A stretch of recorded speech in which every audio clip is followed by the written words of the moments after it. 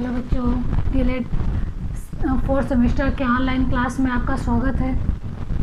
Online class के अंतर्गत हम भारतीय राष्ट्रीय आंदोलन के बारे में बात कर रहे थे। भारतीय राष्ट्रीय आंदोलन में हम तृतीय चरण यानी गांधी युग के बारे में आप लोग को कुछ बता रहे थे। यानी कि इसके पहले हम आपको गांधी जी के भारत आगमन के बारे में बताए थे। यहाँ पे साबरमती आश्रम के स्थापना के बारे में बताए थे और आज उसी में हम आपको खिलाफत आंदोलन के बारे में बताएंगे। खिलाफत आंदोलन हम इसमें पहले आपको बता चुके हैं कि प्रथम विश्व युद्ध, जब गांधी जी यहाँ आए थे तो प्रथम विश्व युद्ध चल रहा था। इसमें प्रथम विश्व युद्ध के तहत इंग्लैंड द्वारा तुर्की पे अधिकार प्राप्त कर लिया गया, या ऐसे कहा जाए कि तुर्की को इंग्लैंड ने पराजित कर दिया गया। तो जब इंग्लैंड पराजित हो गया तो ऐसी स्थिति में वहाँ के जो खलीफा थे, वहाँ के खलीफा इनको इनके पद से हटा दिया गया। और भारतीय मुसलमान क्या थे, इनसे बहुत ज़्यादा प्रभावित थे क्योंकि ये मुस्लिम कंट्री था और यहाँ के खलीफा का भारतीय मुसलमानों के ऊपर बहुत ज़्यादा प्रभाव पड़ता था। तो जब इंग्लैंड के लोगों ने या इंग्लैंड इसको तुर्की को पराजित कर दिया तो सबसे पहले इसके खलीफा को ही उसके पद से हटा के पूरा कार्यभार अपने अंडर कर लिया था। इससे भारतीय मुसलमान बहुत ज़्यादा नाराज़ हो गए थे क्योंकि उनके खलीफा उनके ऊपर बहुत ज़्यादा विशेष प्रभाव डालते थे। इसी कारण यह तुर्की के प्रति अपनी निष्ठा, यानी कि भारतीय मुसलमान जो थे तुर्की के प्रति अपनी निष्ठा जताते हुए और सहानुभूति बताते हुए सितंबर 1919 को मोहम्मद अली, शौकत अली और मौलाना आज़ाद के नेतृत्व में एक अखिल भारतीय खिलाफत कमेटी, जिसको हम खिलाफत आंदोलन कमेटी की स्थापना की। इस कमेटी का उद्देश्य था कि तुर्की के खलीफा को उनके पद से हटाए थे तो उनके पद पे आसीन करें। खलीफा को पद से हटाने तथा मुसलमानों की भावनाओं को ठेस पहुंचाने के लिए वो अंग्रेज़ों के खिलाफ हो गए थे। यानी कि कहने का मतलब ये है कि जो भारतीय मुसलमान थे, ये मुसलमानों द्वारा खिलाफत आंदोलन चलाया गया था। तो जो भारतीय मुसलमान थे वह अंग्रेज़ों से क्रोधित थे, इसलिए इस आंदोलन को जारी किया। वह अपनी राजभक्ति नहीं दिखा रहे थे क्योंकि इसके पहले अगर देखेंगे तो अंग्रेज़ों के साथ इसकी सहानुभूति थी, लेकिन जब 1905 में बंगाल विभाजन हुआ तो हिंदू और मुस्लिम लगभग बढ़ चुके थे। तो फिर एक बार से यहाँ पे एकता के सूत्र में खिलाफत आंदोलन के कारण हिंदू और मुस्लिम एकता के सूत्र में फिर से बंध गए। तो यह खिलाफत आंदोलन था। अगर आपसे पूछे खिलाफत आंदोलन कब प्रारंभ हुआ तो 1919 में।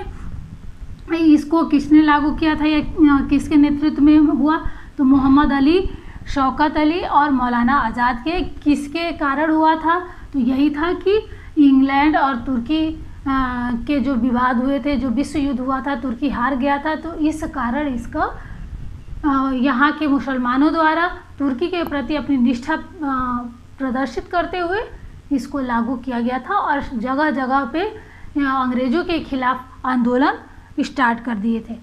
अब आइए असहयोग आंदोलन। यहाँ हमने कहा कि मुस्लिम और हिंदू एकता प्रगाढ़ होती चली गई क्योंकि ये एकता लगभग ख़त्म हो रही थी। तो फिर से एक बार खिलाफत आंदोलन में कांग्रेस ने इसका पूरा सहयोग किया, यहाँ के हिंदुओं ने इनका सहयोग किया, तो फिर एकता के सूत्र में ये बंध गए।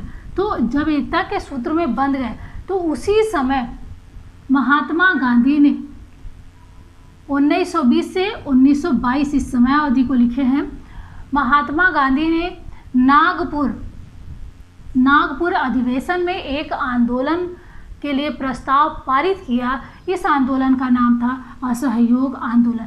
1 अगस्त 1920 को गांधी जी के नेतृत्व में इस आंदोलन को प्रारंभ किया गया था। इस आंदोलन का कारण ये था कि जो इसके पहले जितनी भी घटनाएं हुई थी, जैसे जलियांवाला बाग हत्याकांड हुआ था, रौलट एक्ट हुआ था, और ये खिलाफत आंदोलन हुआ था, तो इन सबसे कहीं ना कहीं भारतीय जनता आक्रोश में थी। तो इसी कारण वह अंग्रेज़ों के खिलाफत जाके इस आंदोलन को यानी कि असहयोग आंदोलन को प्रारंभ किया। असहयोग आंदोलन सबसे पहले यानी कि सबसे पहले निर्णय के अंतर्गत अब यह कहा था कि स्वराज ही हमारा एक लक्ष्य है, यानी कि स्वराज को प्राप्त करना इनका सबसे बड़ा लक्ष्य था। इस आंदोलन में दो कार्य मुख्य थे।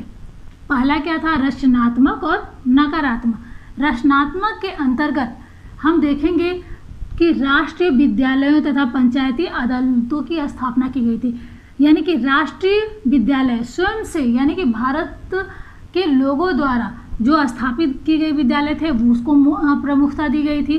पंचायती अदालतों को प्रमुखता दी गई थी और अस्पृश्यता का अंत करने की बात कही गई थी। और यहाँ हमने बताया है कि हिंदू मुस्लिम एकता को बढ़ावा दिया गया था। वहीं स्वदेशी प्रसार यानी कि कटाई बुनाई जो चरखे का कार्य था वो स्वदेशी प्रसार किया गया था और साथ में कटाई बुनाई चरखे के कार्यों को प्रोत्साहन दिया गया था। तो ये रचनात्मक कार्य थे।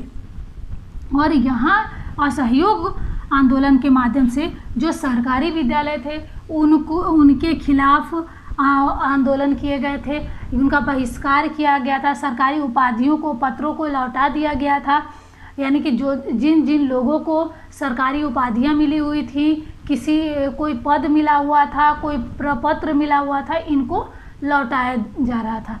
और सरकारी स्कूलों, कॉलेजों, अदालतों और विदेशी कपड़ों को, खासतौर पर विदेशी कपड़ों का बहिष्कार किया जा रहा था। सरकारी उत्सव एवं समारोहों का भी बहिष्कार किया जा रहा था। इस तरह से देखा जाए तो इस सहयोग आंदोलन के माध्यम से अंग्रेज़ों के साथ कोई सहयोगिता नहीं बरती गई, बल्कि बहिष्कार किया गया था।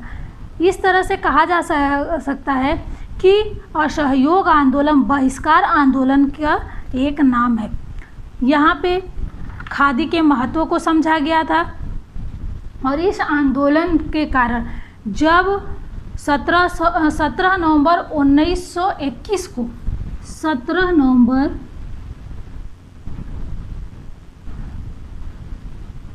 1921 को प्रिंस ऑफ वेल्स भारत में आए तो यह इतना ज़्यादा बढ़ गया था क्योंकि यहाँ पे जलियांवाला बाग हत्याकांड से लोग आक्रोशित थे। तो पूरे इलाके को यानी पूरे रोड को बिल्कुल सुनसान छोड़ दिया गया था, यानी कोई दिख नहीं रहा था। इसका प्रभाव इनके ऊपर पड़ा था। इस कारण खिलाफत आंदोलन और सहयोग आंदोलन दोनों ने मिलकर अंग्रेजी सरकार के लिए एक तरह से चुनौती पैदा कर दी, क्योंकि अभी आप देखेंगे कि इस जैसे जैसे ये आंदोलन आगे बढ़ता गया, ये तो शुरुआती क्षण थे, जैसे जैसे ये आंदोलन आगे बढ़ता गया यहाँ पे चौरी चौरा कांड हो गया, क्योंकि लोगों के मन में आक्रोश हो गया। अंग्रेजी सरकार को किसी भी तरह से गिराने का उनके मन में विचार आ गया। अगर हम इस आंदोलन को बीच में ही नहीं रोकते, यानी कि 1922 में अगर इसको नहीं रोकते तो भारत छोड़ो आंदोलन जब प्रारंभ हुआ था 1942 में, तो इसकी आवश्यकता नहीं पड़ती और इसी आंदोलन से हमको आज़ादी मिल चुकी होती। लेकिन गांधी जी ने जब यह अपना विकराल रूप ले रहा था तो उस समय गांधी जी ने इसको बीच में ही स्थगित कर दिया। अब आपने देखा असहयोग आंदोलन और खिलाफत आंदोलन। असहयोग आंदोलन के बारे में हमने बताया ही दिया कि यह कब प्रारंभ हुआ था, तो यहाँ बताया गया है कि 1 अगस्त 1920 को किसने प्रारंभ किया था? महात्मा गांधी ने। और इसके दो मुख्य कार्य क्या थे?